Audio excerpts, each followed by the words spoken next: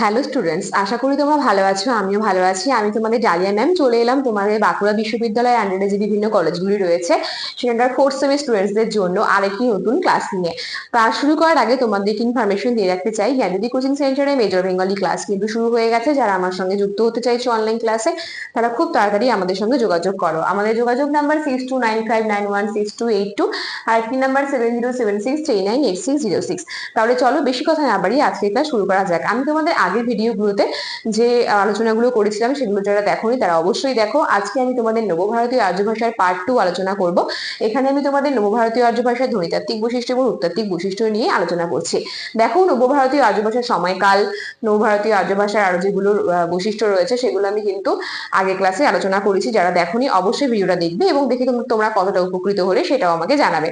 দেখো, ধ্বনিতাত্ত্বিক বৈশিষ্ট্যের মধ্যে যেগুলো পড়ে নবভারতীয় আর্য ভাষায়, সমব্যঞ্জনে গঠিত যুগ্ম মানে আমাদের নবভারতীয় আর্য ভাষায় সমব্যঞ্জনে গঠিত যুগ্ম ব্যঞ্জনের মধ্যে একটি ব্যঞ্জন লোপ পায় এবং সেই লোপের ক্ষতিপূরণ স্বরূপ পূর্ববর্তী স্বর দীর্ঘ হয়। যেমন এখানে দেখো সমব্যঞ্জন রয়েছে, এখানে কয় ক রয়েছে এবং এটা একটা যুক্ত ব্যঞ্জন।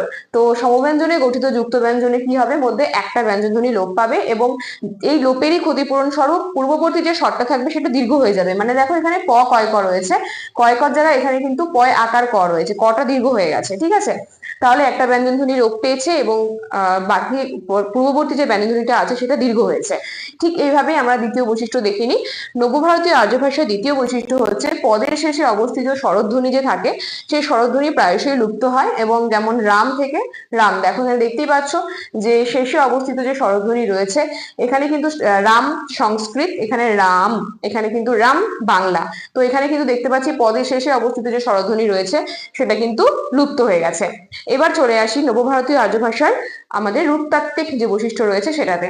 রূপতাত্ত্বিক বৈশিষ্ট্যের দিক দিয়ে আমরা দেখতে পাই যে নবভারতীয় আর্য ভাষায় অপ্রাণীবাচক শব্দ কখনো কখনো ক্লিবলিঙ্গ না হয়ে স্ত্রীলিঙ্গ বা পুংলিঙ্গ হয়। ঠিক আছে, তারপরে হচ্ছে কারক। এখানে দেখা যায় কারক দু প্রকার, একটা হচ্ছে কর্তৃকারক আর একটা তির্যক কারক।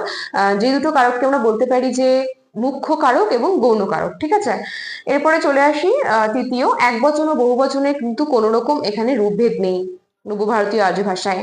এবং শেষে যেটা বলবো, একাধিক ধাতুর সংযোগে যৌগিক কালের রূপ দেখা যায় এই নবভারতীয় আর্য ভাষায়। তাহলে দেখো, আজ আমি তোমাদের সামনে আলোচনা করলাম নবভারতীয় আর্য ভাষার ধ্বনিতাত্ত্বিক ও রূপতাত্ত্বিক বৈশিষ্ট্য। আমি তোমাদের সিলেবাসের যে আলোচনাগুলো রয়েছে একক এক আজকে শেষ করলাম। পরবর্তী যে ক্লাসগুলো দেবো পরপর দেবো, যেগুলো টপিক রয়েছে। তোমাদের যদি আমার ক্লাস ভালো লেগে থাকে তাহলে অবশ্যই আমার ভিডিওগুলোতে জানাবে, অবশ্যই কমেন্ট বক্সে জানাবে যে তোমাদের কেমন লাগলো এবং লাইক কমেন্ট শেয়ার করে আমার পাশে থাকবে। আর সব থেকে বড় কথা হচ্ছে যে চ্যানেল থেকে আমার ভিডিও দেখছো সেই চ্যানেলটি সাবস্ক্রাইব করে রাখো। সমস্ত টপিকগুলো তোমাদের আলোচনা করব সবার আগে, নোটিফিকেশন তোমাদের কাছে পৌঁছবে তখনই যখন তোমরা চ্যানেলটা সাবস্ক্রাইব করে নোটিফিকেশন অল করে রাখবে। তাহলে চলো, আজকের ক্লাস এত পর্যন্তই। দেখা হচ্ছে নেক্সট ক্লাসে আরো একটি নতুন ভিডিও নিয়ে। সুস্থ থাকো, ভালো থাকো, আমাদের চ্যানেলকে ভালোবেসে আমাদের সাথে থাকো। ধন্যবাদ।